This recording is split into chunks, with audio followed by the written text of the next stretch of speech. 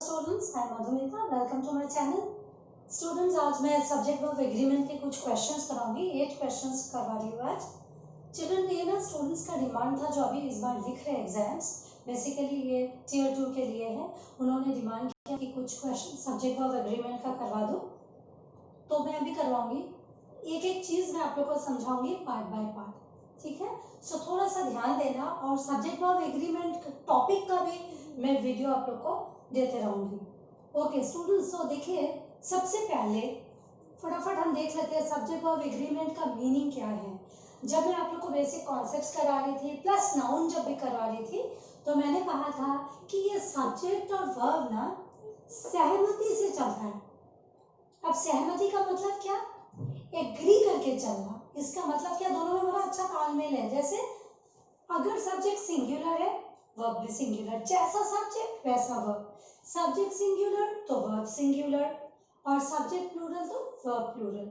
और आपको पता है कि मैंने बताया था आप लोगों को, जब वर्ब सिंगुलर होगा तो वर्ब के साथ एस या ईएस जुड़ेगा, और जब वर्ब प्लूरल सब्जेक्ट के साथ जाएगा तो वर्ब के साथ एस या ईएस नहीं जुड़ेगा। फाइन। अब जैसे जैसे मैं बताऊंगी वो आप लोग को मैं एक्सप्लेन करते हुए चलूंगी। और एक बात स्टूडेंट्स, हमने क्या देखा कि नॉर्मली वर्ब को हम चेंज करते हैं ना सब्जेक्ट के हिसाब से, बट कभी कभार ऐसा भी करना हो सकता है कि हम सब्जेक्ट को चेंज करें वर्ब के हिसाब से। उसका भी मैं एक क्वेश्चन आज मैंने दिया है, सो उसको भी मैं आज एक्सप्लेन करूंगी। चलिए, सो नंबर 1 देखते हैं। Okay, we know that the head of the department of chemistry with some selected students and a few teachers are to conduct a meeting. इसका मतलब क्या है? हमें पता है कि केमिस्ट्री का जो हेड ऑफ द डिपार्टमेंट है कुछ चुनिंदा स्टूडेंट्स के साथ और कुछ टीचर्स के साथ मीटिंग कंडक्ट करेंगे।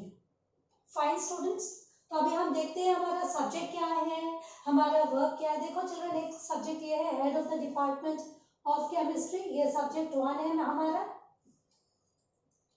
अब ये क्या है? विथ तो प्रीपोजिशन है ना?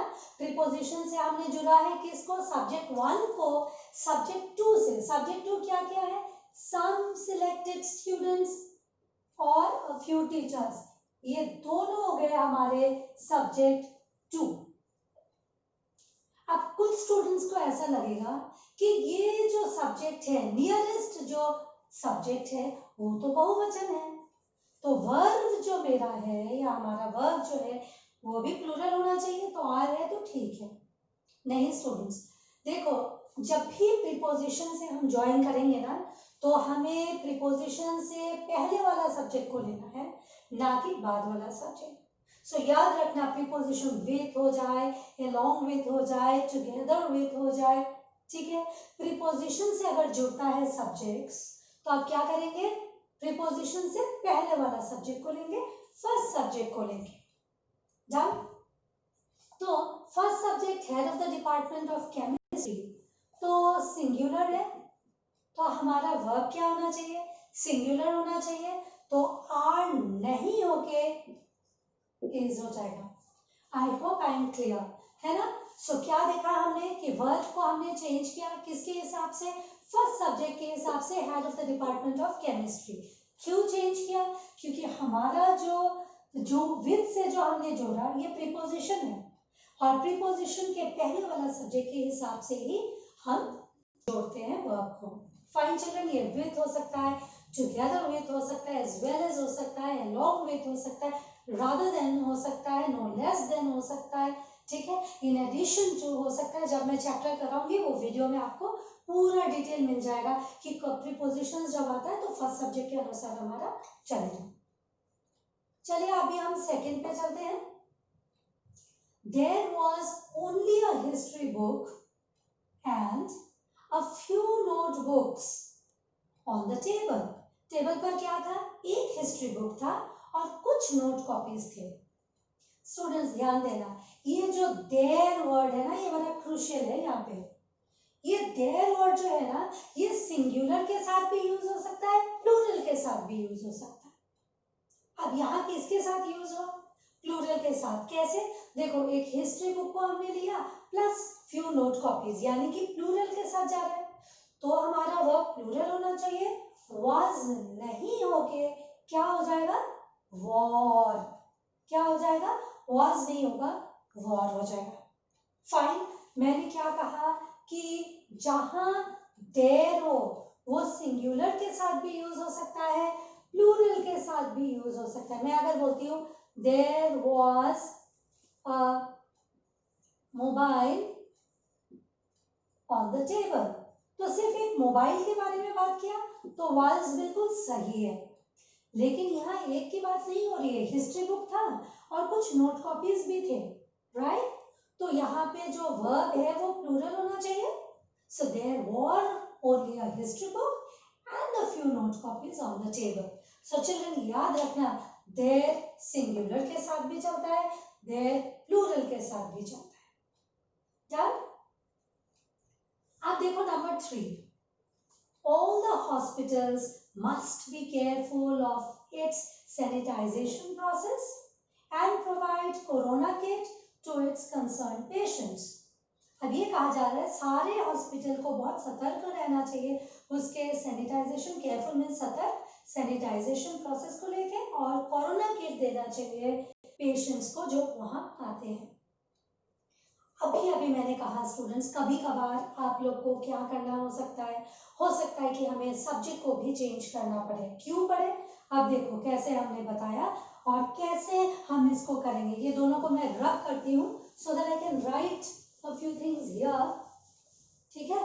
बट अब अभी ये जो क्वेश्चन है स्टूडेंट्स, ये बहुत बहुत इंपॉर्टेंट है, और कभी कभार स्टूडेंट्स क्या करते हैं, इसको कंफ्यूज कर लेते हैं कि नहीं वर्ब में ही गलती है या प्रोनाउन में। स्टूडेंट्स देखो, सब्जेक्ट वर्ब एग्रीमेंट में क्या होता है कि हमारा सब्जेक्ट जो है वो नाउन या प्रोनाउन दोनों हो सकता है ना, यस और नो।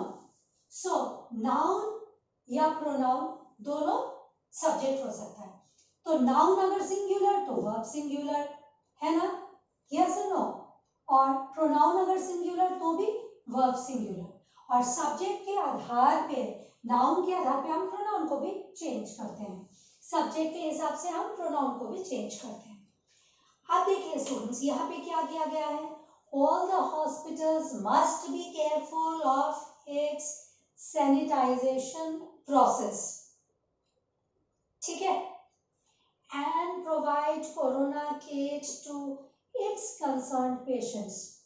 अच्छा, क्या हो सकता है, आप लोग सोचोगे कि अच्छा ऑल द हॉस्पिटल्स है, मेरा सब्जेक्ट तो ये प्लूरल है, तो ये प्रोनाउन को भी प्लूरल करना चाहिए, तो इसमें गलती है, इट्स नहीं होके यहाँ पे क्या हो जाएगा, देयर हो जाएगा। यही सोचेंगे आप, जनरली स्टूडेंट्स ऐसे सोचते हैं, फिर सोचेंगे ऐसा और आगे पढ़ते नहीं है, बट हमें आगे भी पढ़ना है यहाँ पे कि देख लेते हैं फटाफट कि आगे भी सही है कि नहीं। वैसे तो एरर एक ही पार्ट में आएगा, all the hospitals must be careful of their sanitization, all the hospitals, सारे हॉस्पिटल्स तो बहुवचन है, इट्स तो सिंगुलर के लिए आता है, पॉजेसिव केस है, किसी एक का तो इट्स आप बोलोगे, ठीक है। The dog wags its tail, उसका तो इट्स जो है वो तो सिंगुलर के लिए आता है, पॉजेसिव केस है।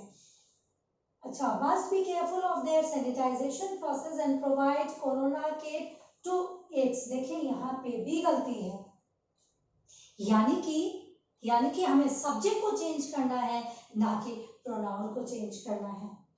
फाइन, सो कभी कभार सब्जेक्ट को भी चेंज करना होगा, जरूरी नहीं है प्रोनाउन या वर्ब को हम चेंज करें। सो यहाँ देखो, ये भी चेंज करना होगा, ये भी चेंज करना होगा, है ना। जनरली बैंकिंग में कभी कभार 2 एरर दे देते हैं, पर बोल देते हैं स्पेसिफाई करके 2 एरर, और उसका आंसर ऑप्शंस भी दे देते हैं, पर यहाँ ऐसा नहीं है, जनरली यू गेट 1 एरर। तो यानी कि हम इसको बिल्कुल भी ठीक नहीं कर सकते हैं, जो इट्स है इट्स ही रखना होगा। तो हमें क्या करना है, ये सब्जेक्ट को चेंज करना है, सिंगुलर करना है। कैसे करेंगे, ऑल द हॉस्पिटल्स को सिंगुलर, ए पार्ट में एरर है, बोलते हैं एवरी हॉस्पिटल, प्रत्येक हॉस्पिटल, हर एक हॉस्पिटल, एवरी कर दो ऑल की जगह, और हॉस्पिटल्स तो होगा नहीं, आपको पता है कि एवरी सिंगुलर है, मैंने जब मैं नाउन करवा रही थी तो भी मैंने बताया, और ये प्रोनाउन में भी बताऊंगी, जब सब्जेक्ट वर्ब एग्रीमेंट कराऊंगी तो भी मैं आप लोग को बताऊंगी कि every, everyone, each, anyone, anybody, no one, nobody, nothing, something, सारा सिंगुलर सब्जेक्ट्स होता है। Fine students, so all the hospitals तो नहीं हो सकता, हर एक हॉस्पिटल की बात हो रही है, सो एवरी हॉस्पिटल। फाइन। तो देखा, हमने देखा कि यहाँ पे प्रोनाउन चेंज करके काम नहीं हो रहा है, हमने यहाँ पे क्या किया, सब्जेक्ट को चेंज किया। तो मेरा कहने का मतलब है कि subject also needs to be changed sometimes. ये मत सोचना कि वर्ब चेंज कर देंगे या प्रोनाउन चेंज कर देंगे तो काम हो जाएगा, नहीं, कभी कभार आपको सब्जेक्ट भी चेंज करना होगा।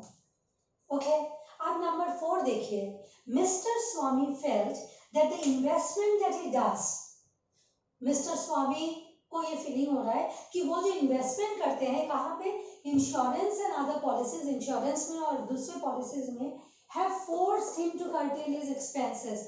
ये जो इन्वेस्टमेंट करते हैं ना, कहाँ कहाँ, ये इंश्योरेंस और दूसरे पॉलिसीज में, वो उनको फोर्स किया है कि वो अपना जो खर्चा है, एक्सपेंसेस मतलब एक्सपेंडिचर, मतलब खर्चा को कर्टेल करना, मतलब लेसन करना, कर्टेल मतलब लेसन करना, एक्सपेंसेस मतलब एक्सपेंडिचर।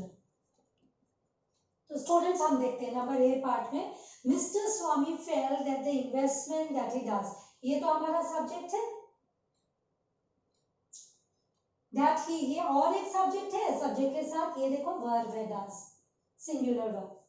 कहाँ करते हैं, इंश्योरेंस एंड अदर पॉलिसीज। अब और एक वर्ब देखो, have forced, this is another verb. Okay, उनको फोर्स किया है, उनको एक्सपेंसेस कर्टेल करने में। तो आप लोग को क्या लगेगा, बहुत बच्चों को, कि यहाँ हैव फोर्स्ड सही है क्योंकि इंश्योरेंस और दूसरी पॉलिसीज भी है। बट स्टूडेंट्स देखो, हमने क्या बोला कि ये जो इंश्योरेंस और अदर पॉलिसीज है, वो इनका ये एक्चुअली हैव फोर्स्ड इनका सब्जेक्ट नहीं है। क्या है इनका सब्जेक्ट, इन्वेस्टमेंट इनका सब्जेक्ट है। क्या है, इन्वेस्टमेंट। क्यों, इन्वेस्टमेंट की बात हो रही है ना, जो इन्वेस्टमेंट उन्होंने किया था, क्या है, इंश्योरेंस और दूसरे पॉलिसीज में, ठीक है, that the investment that he does in insurance and other policies have forced him to curtail his expenses. Children, ये क्वेश्चन पेपर का ही क्वेश्चन है, इसको फेल्ट नहीं करके फील्स कर दीजिए तो सारा सिंगुलर में आ जाएगा तो सही रहेगा। Okay, Mr. Swami feels that the investment that he does in insurance and other policies have forced him to curtail his expenses. So children, ये जो वर्ब है किसके क्या फोर्स किया है उनको, उनका खर्चा को कम करने में, उनका इन्वेस्टमेंट। क्या उनको फोर्स किया है, उनका इन्वेस्टमेंट। तो इन्वेस्टमेंट तो सिंगुलर है, therefore have made नहीं होगा, has made होगा। इस पार्ट में एरर है, सी पार्ट में एरर है। Am I clear? तो स्टूडेंट्स जनरली एक और तरीका हो सकता है कि प्रीपोजिशन से पहले वाला को आप सब्जेक्ट मान सकते हो जब कंफ्यूज हो। प्रीपोजिशन जहाँ है उसके पहले का आप देख लीजिए, उसको आप सब्जेक्ट मान सकते हैं। हमेशा लागू नहीं होता, एक्सेप्शंस भी होता है, मैं बताऊंगी आप लोगों को, बट जब कंफ्यूज हो तो देख लेना एक बार कि प्रीपोजिशन से पहले हमारा कुछ है क्या। सो ये हैव फोर्स्ड हिम, किसने उसको फोर्स किया कि उनका खर्चा को कमाए, उनका इन्वेस्टमेंट। अब किस चीज में इन्वेस्टमेंट है, insurance and other policies, but investment ने उनको फोर्स किया, इसलिए इसको सिंगुलर कर देते हैं हम, इन्वेस्टमेंट सिंगुलर है इसलिए। Now we go to number 5, ये भी बहुत इंपॉर्टेंट है children. But for his friends help he would not have got success. इसका मतलब क्या है स्टूडेंट्स, इसका मतलब क्या है चिल्ड्रन, देखिए बट जो है ना, ये कंजंक्शन के रूप में यूज होगा और ये प्रीपोजिशन के रूप में भी यूज होता है ना। जब प्रीपोजिशन के रूप में यूज होगा तो हम ना इसको एक्सेप्ट के मीनिंग से जोड़ेंगे, सिवाय के। ओके, दो मीनिंग है बट का, बट कंजंक्शन में भी यूज हो सकता है, जोड़ते हैं हम ओके, और बट प्रीपोजिशन के रूप में भी जुड़ सकता है। जब प्रीपोजिशन के रूप में ये जुड़ेगा तो इसका मीनिंग हो जाएगा सिवाय, एक्सेप्ट। अब बट फॉर का मीनिंग क्या है? विदाउट। बट फॉर मतलब without, very important children, but for मतलब विदाउट, ठीक है। What is the meaning of but for? Without. अब देखो वहां पे क्या लिखा हुआ है, but for his friends help, यानी कि without his friends help, without his friends help he would not have got success. अगर उसका दोस्त उसे हेल्प नहीं करता, मदद नहीं करता, तो उसको सफलता नहीं मिलता। So this is absolutely correct, but for his friends help, ये पार्ट सही है। He would not have got success, बिल्कुल सही है। सो यहाँ पे no error. Fine children, what is the meaning of but for? Without. But for means without. Fine, very important. Okay, I erase this part as well. ये भी मैं erase कर देती हूँ, so you know I can explain you better. Okay, अब देखते हैं students number 6. A few guidelines were passed by the academicians. जो एजुकेशन लेकर डील करते हैं academicians, कुछ गाइडलाइंस पास किए गए थे in spite of opposing views. In spite of मतलब और व्यूज अलग अलग थे, फिर भी बावजूद उसके, in spite of opposing views, but for little amendment. Children ये थोड़ा सा कंफ्यूजिंग है और बहुत इंपॉर्टेंट भी है, बहुत इंपॉर्टेंट भी है। स्टूडेंट्स देखिए, बट फॉर मतलब विदाउट, यस और नो? बट फॉर का क्या मतलब है? मैंने अभी कहा विदाउट। अच्छा, तो ये तो एक नेगेटिव मीनिंग है ना स्टूडेंट्स, विदाउट कुछ नहीं, सो दिस इज नेगेटिव। अभी जब भी मैं एडजेक्टिव कराऊंगी या मैं बेसिक कॉन्सेप्ट्स में भी आप लोग को बता चुकी हूं कि लिटिल का मतलब है नेग्लिजिबल, नेग्लिजिबल बताया था, और बताया था अ लिटिल मतलब कुछ, सम डू नॉट मच, और द लिटिल मतलब जितना है उतना। If you remember my previous classes, little, negligible. Negligible मतलब ना के बराबर, ना के बराबर मतलब negative. Yes or no? Little मतलब negligible, negligible मतलब negative. So little यहाँ भी negative है।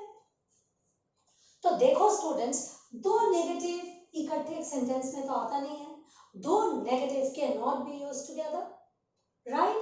तो इसमें error है, इसमें एरर है। क्यों? क्योंकि दो नेगेटिव साथ, विदाउट का मतलब भी नेगेटिव है, लिटिल मतलब भी नेगेटिव।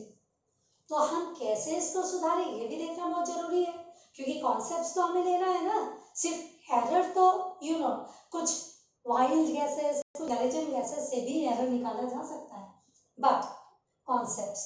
तो देखिए स्टूडेंट्स, हम क्या करेंगे, A few guidelines were passed by the academicians in spite of opposing values, but for any amendment कर दीजिए, any। क्यों? any जो है ना, ये negative structure में जाता है, ये भी मैं adjective में बताऊंगी। any is used for negative, any